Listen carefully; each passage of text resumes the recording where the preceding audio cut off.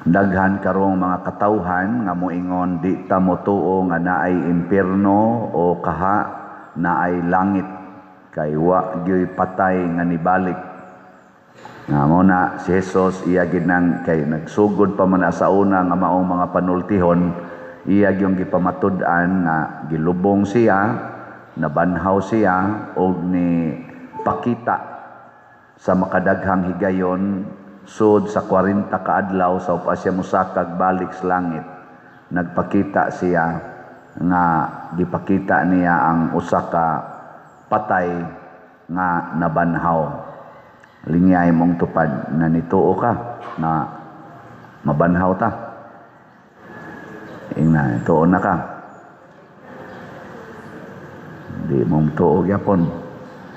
Matod pa sa atong tubag sa Salmo o gihisgutan po na diri sa pag-istorya ni Pedro o sa mga katong nagpabilanggo nila, ang bato nagisalikway sa mga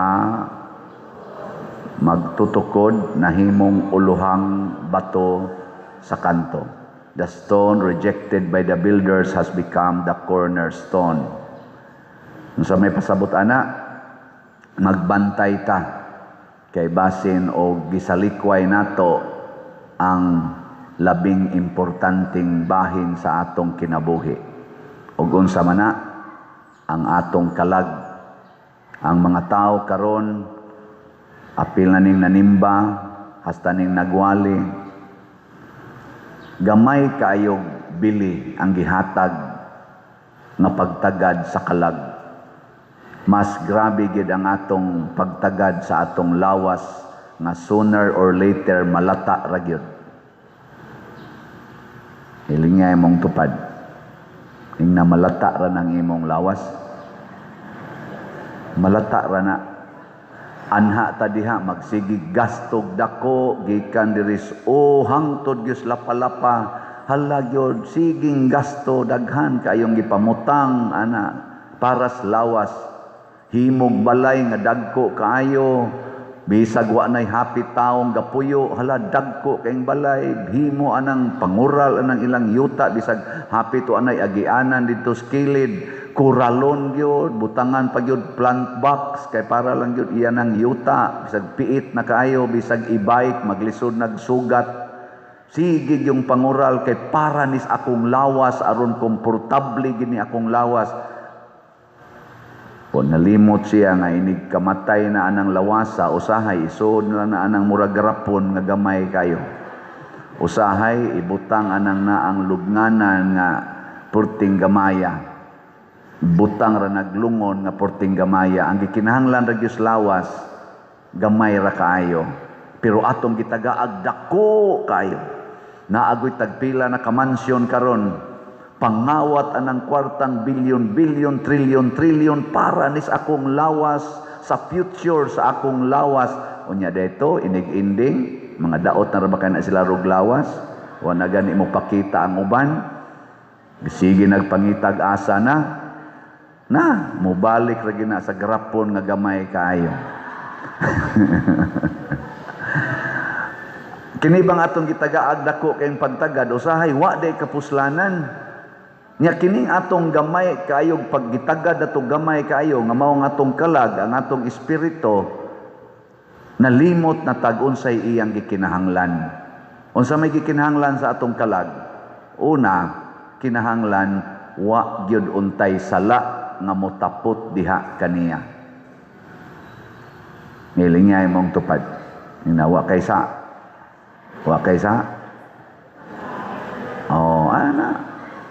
Ang sakto unta to, gastuho nato tanan nga atong bahandi, gamito nato tanan natong katakos o tanan natong mga talents para pagwagtang sa sala. Kana untay sakto?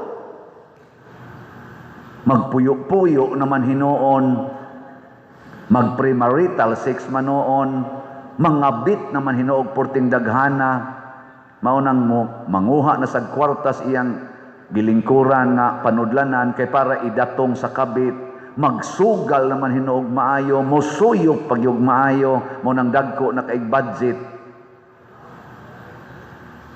nag-effort aron lang maimpyerno. Mag-effort unta ta aron ta malangit. Mailhan na nato kanang panahon sa eleksyon, makita gini mo dihag kinsay impyernohonon nga kandidato o kinsay langitnon nga kandidato o kandidata. Panahos eleksyon. Karon sunod tuig kay eleksyon naman 2028. Karon gasugod naman gani. Mailhana ninyo ang mga yawanon og langitnon. Gusto mong ako mong tudluan? Ha? Gusto mo?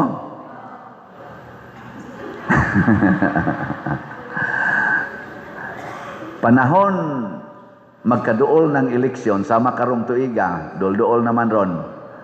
Kuan naman, murabag kung sa kuan pa, kung sa kabuntagon pa, ni bidlisyo na ba? Ni banag-banag na ang eleksyon. Pero mukuha na gini, musidlak na gini, 2027, next year. Karon ni bidlisyo na, tanawa. Unsay mga batasan nila? Una gyud, magsige na sila og gitawag na nato og kana ganing publicity. Magpa-publicize na sila bisag unsang paagiha basta ma-publicize lang. Mao na karon kanang matud pa gani sa ubang komentaryo, apil na gani ang mga justices sa Supreme Court kaniadto niingon ang gibuhat kuno diha ros Congress anang impeachment is publicity lang. Gusto lang gid sila ba nga ma-publicize bahalag unsang paagihan. Nya mamutang na sila sa ilang mga naong dihaan ng mga kanang mga daghan kanilang mga tarpaulins unya pangangkon ana mga proyekto hala pangangkon magsige na sila bandilyo sa ila kunuhang mga accomplishments mao na sila publicity mo na una kaduha kusog na kay na silang manghatag og kwarta gyud unya naa ginang pulong ayaw kog kalinte nya katong ilang kwartang gitunol-tunol nimo kasagaran nato kinuha ra sadto nila gikan sa imong buhis. Ang imong buhis nga sige nimong hatag nga gipursa jud kag hatag kay gididaka na kadaan wa pa gani ka kapalit gididaka na ka o pa ka kadawat sa produktong imong gipalit gididaka na kas buhis mo to iyang gikawat nya iya sa kang hatag-hatagan inig panahon nas eleksyon manghatag gina sila unya ikatulo kusog kay na silang manaot sa ilang kaatbang mangita gina silang paagi nga mabati ang ilang kaatbang di sila ka-appreciate nga sila dunay gitawag og gift of the love to serve dili sila ka-appreciate ba nga mualagad sa dining akong kontrapartido. Dauton gina nila, dauton to the max. So kita gani mog taong kusog kaayong magpa-publicize sa iyang kaugalingon, nya manghatag dayog mga pabor-pabor, mga kwarta. Ambot apil ba ng mga ayuda unya manaot, manglutos, manglisod-lisod sa ilang mga kaatbang kana ayaw gyud nagbutari. Ayaw gyud nagbutari. Ngano man maunay pinakayawa nga molingkod sa atong gobyerno. Lagi. Tanawag unsay gibuhat ni Kristo, unsay gibuhat sa mga apostoles. Unsa may ila? Dili publicity. Silent service nga matod pagani ni Kristo ug unsay gibuhat nga maayo sa imong tuong kamot ayaw ipahibaw sa imong wang kamot ayaw pag sangyaw nga nabuhat na nimo muna sagad gyud aning nagbuhat sa Dios nong buhat masalikway gyud kay ngano man di man mailhan sa sinugdanan ba dili mailhan pero inigawas nas kamatuoran mura bag liso ba liso nga imong itanom sa yuta hilom ra na siya usahay imo ra nang mayatakan ang iyang kanang gitamna niya pero hilom ra na nga mo trabaho hangtod nga inigsunod nimong balik mga pila ka tuig hala ni ala gini kahoy Wa lagi ko kita anis una, nanalagi ni mangga. Dito ra to siyota, hilom ra, pero magsigi ginaglambo. Lingay mong tupad, na pila ka raffle tickets imong gipalit. Nya moingon na siya secret. Ang pasabot ana wa gid na ni palit. Palit hilom lang. Hilom lang. Kada adlaw ka mo palit, hilom lang. Nya unsa may timailhan? Nga naa di ay ning atong pagsigig palit aning suporta aning atong proyekto. Una, mudaghan atong halin. Nga karon ang atong halin naa pa sa 724 ka tickets. Nya ang atong gikinahanglan mga 200,000 ka tickets. Pila na lay kuwang? 199,900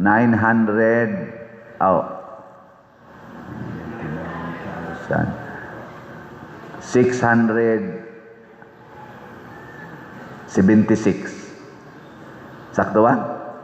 724 may ato rong halin. Nya 200,000, at least 200,000 atong target. Sama na. Mo lang na no. Ingna imong tupad, ingna nindota ka no, ikasunod semana mahimo na ning 100,000 ka tickets ang halin. Ana. Mao ra nay timailhan, pero kinsa may nag-contribute? Wa lang tay i-announce. Wa lang tay i-announce. Nga naman, hilom lang aron di ta maliwat sa mga buangong mga politicians. Hilom lang. Why announcement nga si Kuan ipalit og 25 ka stabs. Nasa dapat tay kana ganing one stab challenge, tag 20,000 kay 100 nang usa ka stab. Nana say tulo nga ni pledge. Tulo. Di lang nako isulti. Tulo na kabuok. Muna. Nya ikaduha, timailhan kung nagtinabangay ta, mutubo ang mga proyekto dinhi sa atong palibot sa atong simbahan. Mahuman tingali ang bell tower, o mahuman na ng atong adoration chapel, makasod na ta diha. Niya niingon man ato mga advisors nga mga engineers, may among napamalandungan og sa mga contractors nga sa sitwasyon nato karon murag lisod pagyud tukuron tong dako kay nato diring activity center kay erratic kayo ang ekonomiya. Ginagmay lang sa ta basi kani mga bangko nato ato ning mailisa no, aron di na napaakon inyong mga lubot diha, mga buko-buko o kana ba dihang atong atubangan katong way of the apostles or kariba diring urat sana mortuary ato bang mahimo manggawas gina mag-anam nagkanindot ang atong palibot. Mauna na siya ang gitawag og nahimong uluhang bato sa kanto. Basig wa gid mo ron ganahin nga mopalit og ticket, raffle ticket. Inyo ra ginang gi-reject. Unya mao day nay gikinahanglan sa inyong kinabuhi. Basig atuo mo nga kining akong maintenance, kining akong pagkaon, kaning gasolina mao gid ni akong paliton. Ay na lang ng ticket, unya na lang na. Ala, inigabot ninyo dito, ikaw niya, mamatay mo. Inigabot ninyo sa langit, basig ang ipangutana dito, moingon dayon pila ka ticket ang imong napalit. Siya nganong ticket man, Lord, para man to sa akong simbahan. Para man to mulambo ang simbahan. Imo manong gisiguro ang lawas nga malata. Na tanawa, di ba, igo ra kang nahumag pamahaw, giatake dayon ka. No, wana, humana ka. Onya, ang imong kalag, unsa may makalimpyo ato, ang imong pagkamatinabangon, ang imong pagkamanggihatagon. Gani, gisulti gina ni Jesus, kung gusto kang malangit, ibaligya ang tanan, nga imong katigayonan, ug ang halin, ihatag, ngadtos mga kabos, ngadtos mga nanginahanglan. Mo na iyang sugo, wa siya maingon ibaligya ang tanan niya, kaon gyud maayo, kaon gyud. Kadto bitang dato nga ningon, uy kadako na ning akong umaabot nga ani.